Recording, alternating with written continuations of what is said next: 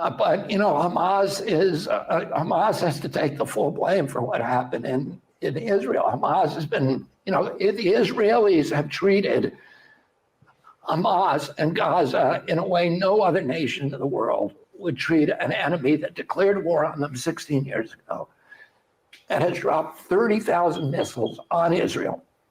What did Israel do? Instead of going into Gaza, which every other country could have done, just flattened it. If the Mexican government elected a communist, if Mexican people elected a communist government, they hijacked the government and they said, okay, we're reclaiming Texas, and then sent missiles onto San Antonio and Houston. How long would it take for Mexico to be flat? Not long. We would go, and then what if they sent 3,000 terrorists to slit people's throat, burn babies, rape women, and all that? We would go in there.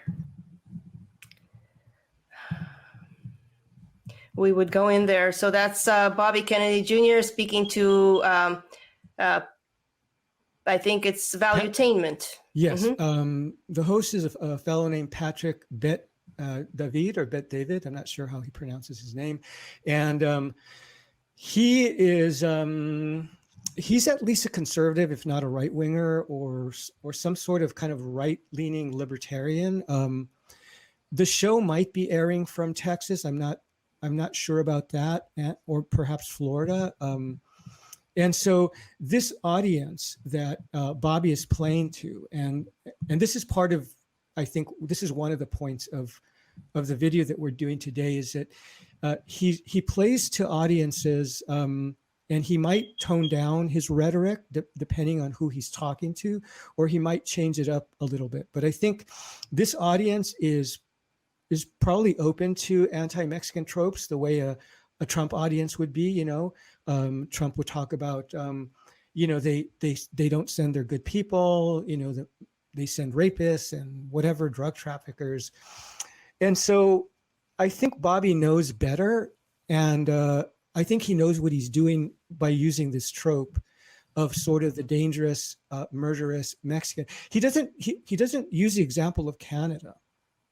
For example, what if Canada, decided that they were going to bomb the U.S. or something? I don't know. It's just a very strange example that he chooses. And he works into anti-communism because part of his example is that, and this is a theme, like in just sort of in his discourse in general. He's very like U.S. exceptionalist, the great U.S. pageant of democracy and freedom, and the flip side of that is always the anti-communism. So he works that in, that the people of Mexico, and it's funny because he says they elect a communist government, but then somehow the government is hijacked, even though they voted for it. But again, that's classic U.S. exceptionalism and imperialism. So it doesn't really matter if the people vote in a government that's a left-wing government. It's somehow illegitimate, okay?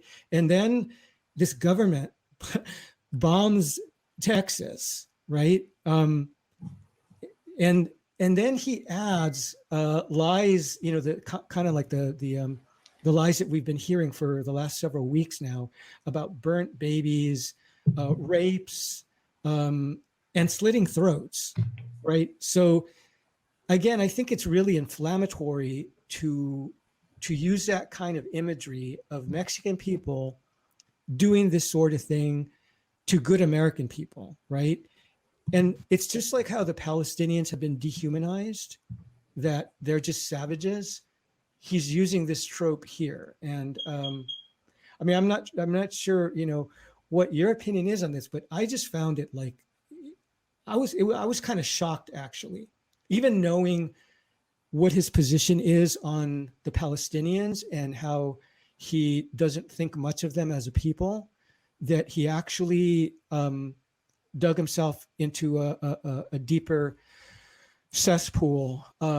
He most certainly did. Yeah, with this one. And besides that, he also says that the U.S. would have flattened Mexico, should Mexico have had Mexico elected a communist government that attacked the U.S. To reclaim Texas. He also, he's talking on December 6th. This is after Israel has already carried out a vicious bombing campaign and had already flattened, I believe, a good percentage of the civilian infrastructure of northern Gaza, and already was going into southern Gaza, etc. So that's that. And I completely agree with you. Now, you also flagged for us another video in which Bobby brings up the same argument, but at this time he's speaking to a liberal audience. I think I'm talking about Breaking Points. Right. Ready to go on to that? Yeah. Well, let me just say something before we do that. He in the first clip, we started out with like some of the more inflammatory comments about Mexicans. Basically, that's the way I see it. But of course, he began by saying that Hamas has been making war on Hamas has been making war on Israel for whatever, a decade and a half. That they've been shooting, I think he says 30,000 missiles. And I guess my question is, how many people did those 30,000 missiles kill? Those 30,000 missiles, a lot of military experts consider those ineffective, inaccurate, and they'll use words like firecrackers or, they're not, it's not like what Israel did to Hamas in the last couple of months, or I shouldn't even say Hamas. It's not about Hamas to the Palestinian people. So I think it's just odd that when he's doing this interview, like as you said, Israel basically already flattened. They did what he's saying that they don't do. They did it. And it's just odd that there's like a cognitive dissonance there, that he doesn't quite get that it sort of already happened and it's happening as he speaks, that they are flattening it. And of course, it's okay with him that the Palestinian people are paying this price, even if supposedly Hamas was responsible.